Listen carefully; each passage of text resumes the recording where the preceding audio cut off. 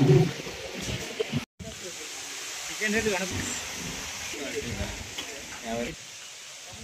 చూడండి, welcome to Sangi temple.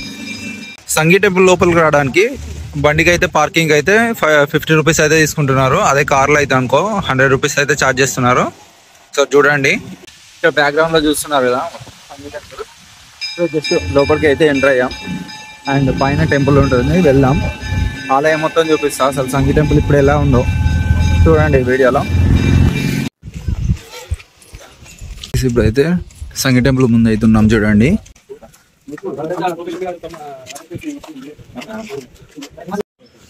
మనం మెట్లెక్కి సంగీ టెంపుల్ దగ్గర దేవుని దర్శనం చేసుకోవడానికి అయితే వెళ్తున్నాం.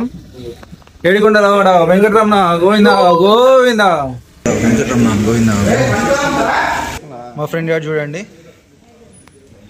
జాబ్ కోసం దేవుని మొక్కి ఇట్లా మోకాల మీద నడిచి వస్తా అని మొక్కున్నాడంట. సో ఇలా వస్తున్నాడు. ఫైనలీ అయితే పైకి అయితే వచ్చేసాం. కాళ్ళు కడుక్కొని లోపలికి అయితే వెళ్దాం.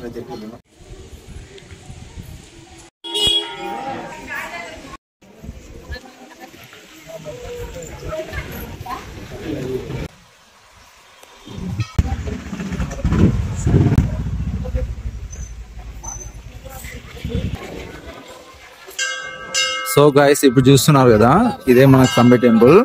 ఇందులో మధ్యలో మనకు శ్రీ వెంకటేశ్వర స్వామి వారు ఉంటారు. అదే రైట్ సైడ్ చూసుకున్నట్లయితే మనకు శివుడు అయితే దర్శనం ఇస్తాడు.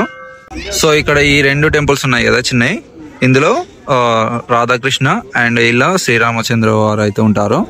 ఇక్కడ చూసుకున్నట్లయితే మనకు గణపతి దేవుడు అయితే దర్శనం ఇస్తాడు. సో ఇక్కడ చూసారు కదా, మొత్తం ఓవరాల్ గా మనకి ఇదైతే సంగీ టెంపుల్ అన్నట్టు. మీరు ఎప్పుడైనా వచ్చారా? వస్తే కామెంట్ చేయండి. మీకు వచ్చినప్పుడు ఎలా అనిపించిందో ఒకసారి కామెంట్ చేసి ఈ వీడియోని మీ ఫ్రెండ్స్ అండ్ ఫ్యామిలీస్కి అయితే తప్పకుండా షేర్ చేయండి.